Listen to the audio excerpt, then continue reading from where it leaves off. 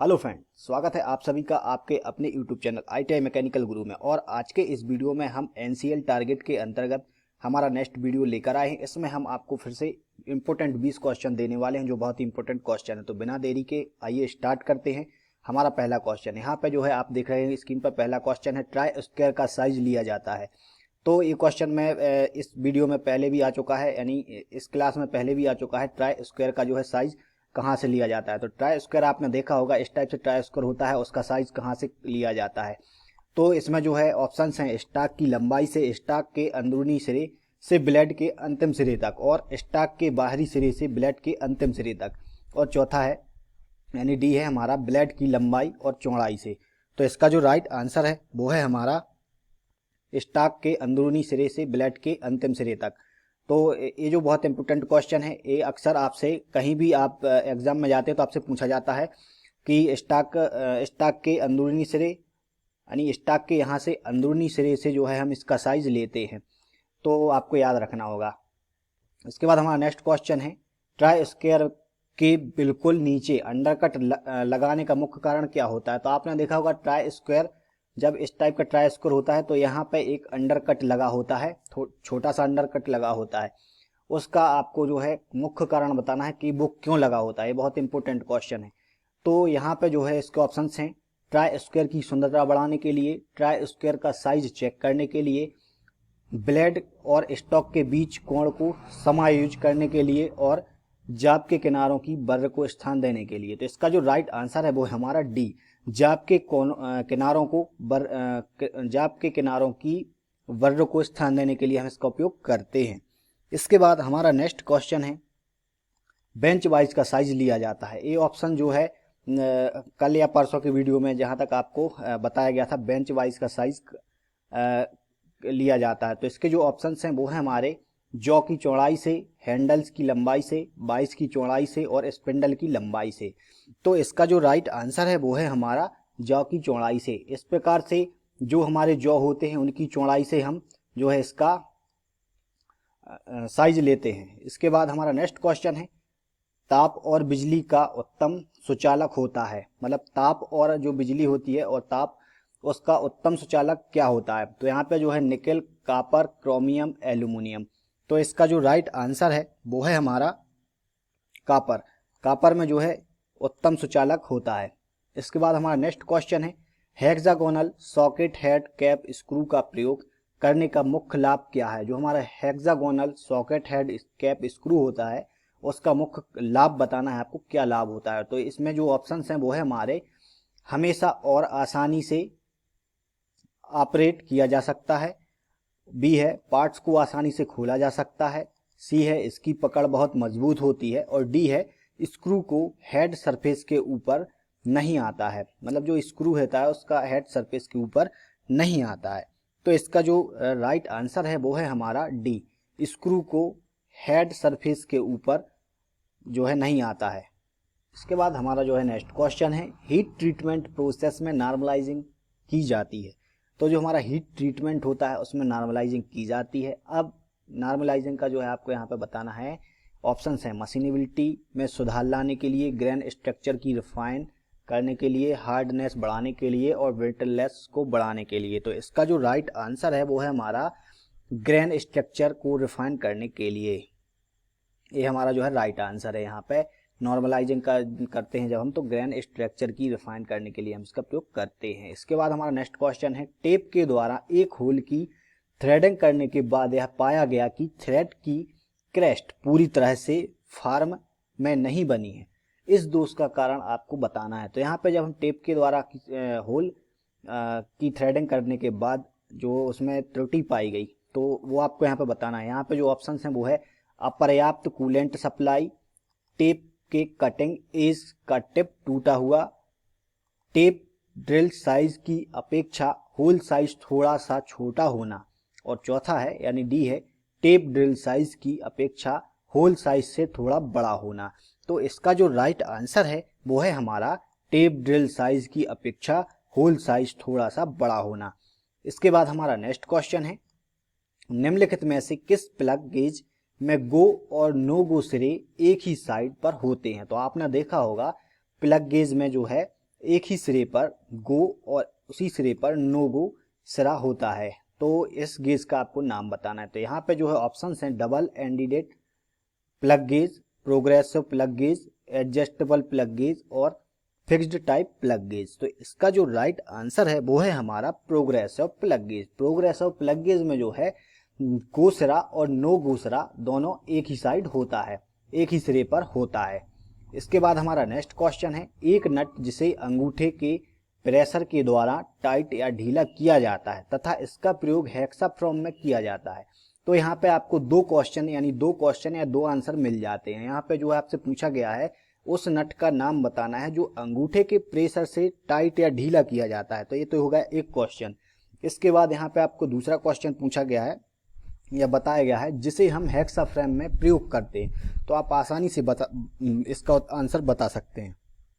तो इसके जो ऑप्शंस हैं वो है रिंग नट, थंब नट, कैप नट और बिंग नट।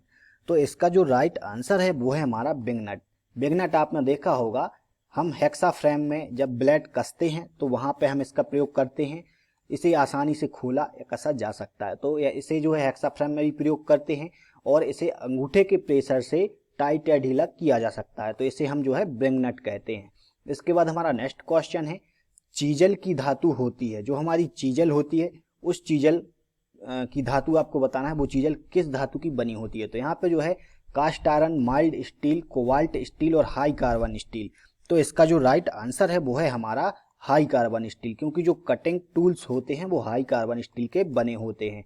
अब कटिंग टूल्स का जो चैप्टर है मैं आपको इसके पहले थ्योरिकल चैप्टर में पढ़ा चुका हूं, तो आप आई बटन में जाकर देख सकते हैं। इसके बाद हमारा नेक्स्ट क्वेश्चन है, क्रॉस कट चीजल का प्रयोग किया जाता है। ये भी बहुत इंपॉर्टेंट क्वेश्चन है, क्रॉस कट का चीजल हम कहाँ करते हैं। तो इसकी जो ऑप्शंस हैं, बेयरिंग में ऑयल ग्रुप बनाने के लिए, चाबी घाट बनाने के लिए, खुदाई के लिए, कार्नर साफ करने के लिए। तो इसका जो राइट आंसर है वो है हमारा चाबी घाट बनाने के लिए जो है हम इसका प्रयोग करते हैं। तो इसका जो राइट आंसर है वो है हमारा बी, चाबी घाट बनाने के लिए हम क्रॉस कट चीजल का प्रयोग करते हैं। इसके बाद हमारा नेक्स्ट क्वेश्चन है, हेक्साफ्रेम में ब्लेड को बांधते समय दांते होने चाहिए। तो ये बहुत इंपॉर्टेंट क्वेश्चन है और इसे हम प्रैक्टिकल के माध्यम से भी समझते हैं। ये आपसे कहीं भी अगर आप ITI किया है आपने फिटर ट्रेड से, तो ये आपको बहुत इंपॉर्टेंट क्वेश्चन है, क्योंकि मैंने खुद देखा है कई लड़के जो है ब्लेड को उल्टा बांध देते हैं, उन्हें ये भी पता नहीं होता कि ब्लेड के जो दांते होते हैं वो हमें किस साइड रखने हैं। तो ये बहुत इंपॉर्टेंट क्वेश्चन है। यहाँ पे आपसे पूछा गया है हेक्साफ्रेम में हम जब ब्लेड बांधते हैं तो दांते किस ओर होने चाहिए। तो यहाँ पे हमारे ऑप्शन हैं बिग नट की ओर, किसी भी ओर, हैंडल की ओर और उपयुक्त में से कोई नहीं। तो इसका जो राइट आंसर है वो है हमारा बिग नट की ओर। अब यहाँ पे जो है आपको याद रखना होगा, आप जब भी ब्लेड यहाँ पे लगाते हैं हेक्साफ्रेम में तो आपका जो यहाँ पे बिग नट होता है, इस बिग नट की तरफ जो है आपको उस हेक्सा ब्लेड को लगाना है, क्योंकि जो मैंने खुद देखा है कई लड़के इसे उल्टा लगा देते हैं और आपका जो है ब्लेड एक ही बार में खराब हो जाता है और जो चलता नहीं है, धातु को नहीं काटता है और टूट जाता है। इसके बाद हमारा नेक्स्ट क्वेश्चन है, यदि पुरानी कट में नया ब्लेड प्रयोग करेंगे तो वह, तो यहाँ पे आपको बताना है यदि हम किसी पुराने कट में, यदि आप किसी जॉब को काट रहे हैं और आपका ब्लेड टूट गया है या खराब हो गया है तो वहाँ आप नया ब्लेड लगाते हैं और उसका प्रयोग हम पुराने कट में नया ब्लेड का प्रयोग करेंगे। यदि हम उसमें नया ब्लेड फंसा देंगे और फिर हम उसका कार्य करेंगे तो उसमें क्या होगा। तो इसमें जो है आपका ऑप्शन है फंस कर चलेगा, जल्दी घिस जाएगा, तेज कटिंग करेगा और धीमी कटिंग करेगा। तो इसका जो राइट आंसर है वो है हमारा फंस कर चलेगा, क्योंकि अगर हम जो हमारा पुराना हम जॉब में पुराना कट है उसे हम किसी काट रहे हैं और पुराना कट है तो उसमें जो है हम नया ब्लेड डालेंगे तो उसके जो टीथ होते हैं वो फैले हुए होते हैं और सेटिंग उनकी होती है और वो यहाँ अगर हम इसमें चलाएंगे तो वो फंस कर चलेंगे। तो इसका जो राइट आंसर है वो हमारा फंस कर चलेगा। इसके बाद हमारा नेक्स्ट क्वेश्चन है, इसके बाद निम्नलिखित में से कौन सा विशेष लक्षण रेडियल ड्रिलिंग मशीन के लिए होता है। तो यहाँ पे रेडियल ड्रिलिंग मशीन के लिए आपको बताना है कि कौन सा लक्षण होता है। यहाँ पे जो ऑप्शंस हैं वो हैं हमारे इसके स्पिंडल को किसी भी पोजीशन में सेट किया जा सकता है, इसके टेबल को ऊपर नीचे मूव किया जा सकता है, इस पर पिलर लगा होता है, इसे केवल एक फिक्स्ड स्पीड पर ही चलाया जा सकता है। तो इसका जो राइट आंसर है वो है हमारा, इसके स्पिंडल को किसी भी पोजीशन में सेट किया जा सकता है। ये बहुत ही इस मशीन में जो है इसकी जो है विशेष क्षमता है या विशेष लक्षण इसका है। जो रेडियल ड्रिल मशीन होती है आपने देखी होगी,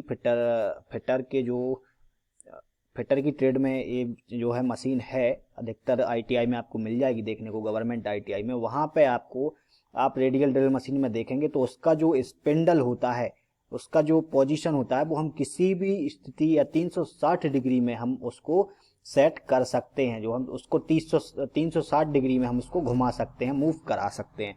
तो इसका जो राइट आंसर है वो है हमारा, इसके स्पिंडल को किसी भी पोजीशन में सेट किया जा सकता है, यानी 360 डिग्री में आप उसे कहीं भी एडजस्ट कर सकते हैं। इसके बाद हमारा नेक्स्ट क्वेश्चन है, ड्रिल का कटिंग एंगल निर्भर करता है। तो हमारा जो ड्रिल होता है वो कटिंग एंगल है वो किस पर निर्भर करता है। तो यहाँ पे आपको ऑप्शंस हैं, बहुत ही इंपॉर्टेंट क्वेश्चन है। ड्रिल की धातु पर, जाप की धातु पर, ड्रिल के साइज पर, मशीन के साइज पर। तो यहाँ पे जो इसका राइट आंसर है वो है हमारा जाप की धातु पर। आपने देखा जब भी हम ड्रिल करते हैं तो हम धातु को देखकर ड्रिल करते हैं कि उसका जो एंगल होता है, कटिंग एंगल हम रखते हैं। आपने चार्ट भी देखा होगा कि जो हम किस टाइप की धातु, यानी माइल्ड स्टील, एल्यूमिनियम, प्लास्टिक या किस चीज की धातु पर हम ड्रिल कर रहे हैं, उसके हिसाब से हम एंगल कोण रखते हैं। तो यहाँ पे जो है हम जाप की धातु पर जो है इसका कटिंग एंगल रखते हैं। तो यहाँ पे जो है ये बहुत इंपॉर्टेंट क्वेश्चन है। इसके बाद हमारा नेक्स्ट क्वेश्चन है, निम्नलिखित में से कौन सा कोण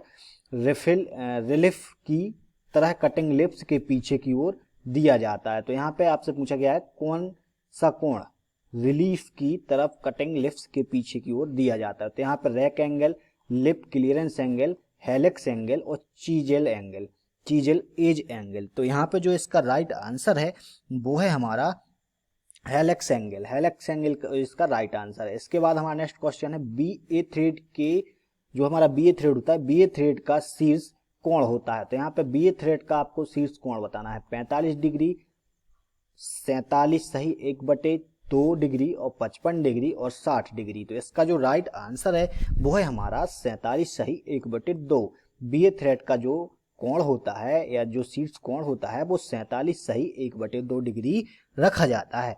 इसके बाद हमारा नेक्स्ट क्वेश्चन है, फार्मर का चयन निर्भर करता है। तो यहाँ पे फार्मर का चयन निर्भर करता है, यानी पाइप का बोर डायमीटर, पाइप की दीवारों की मोटाई, पाइप का आउटसाइड डायमीटर, उपयुक्त में से कोई नहीं। तो इसका जो राइट आंसर है वो है हमारा पाइप का आउटसाइड डायमीटर। इसके बाद हमारा नेक्स्ट क्वेश्चन है, एक उत्पादन की क्वालिटी तब मानी जाती है जब इसका आकार और डायमेंशन लिमिट्स में हो, जब देखने में अच्छा लगता हो, वह प्रयोग के लिए उपयुक्त हो, मटेरियल का चयन उपयुक्त हो। तो यहाँ पे जो इसका राइट आंसर है वो है हमारा वह प्रयोग के लिए उपयुक्त हो। तो ये हमारा जो है इसमें राइट आंसर है। इसके बाद हमारा नेक्स्ट क्वेश्चन है, वर्नियर कैलिपर्स के किस भाग पर मेन स्केल डिवीजन बने होते हैं। बहुत ही इंपॉर्टेंट क्वेश्चन है। वर्नियर कैलिपर्स आपने देखा होगा, उस पर बताना है आपको मेन स्केल डिवीजन बने होते हैं, यानी आपका जो वर्नियर कैलिपर्स होता है किस भाग पर मेन स्केल डिवीजन बने होते हैं। यहाँ पे जो ऑप्शंस हैं वो है फिक्स्ड जा, मूवेबल जा, वर्नियर प्लेट और बीम। तो इसका जो राइट आंसर है वो है हमारा बीम पर। तो यहाँ पे जो है बीम पर जो मेन स्केल के डिवीजन बने होते हैं। तो दोस्तों ये आज हमारे जो है 20 क्वेश्चन कंप्लीट होते हैं। बहुत ही इंपॉर्टेंट क्वेश्चन है, आपने नोट कर लिए होंगे और नहीं किए हैं तो आप दोबारा इसे वीडियो को देखकर नोट करें। इनमें से आपको लगभग 4 से 5 क्वेश्चन आपको हर एग्जाम में पूछे जाते हैं। बहुत ही इंपॉर्टेंट क्वेश्चन है। तो दोस्तों अगर आपको वीडियो अच्छी लगी हो तो इसे लाइक और शेयर जरूर करें और हमारे यूट्यूब चैनल को सब्सक्राइब करना ना भूलें, ताकि आईटीआई से रिलेटेड सारी जानकारी हम आप तक पहुंचाते रहें। तो दोस्तों धन्यवाद।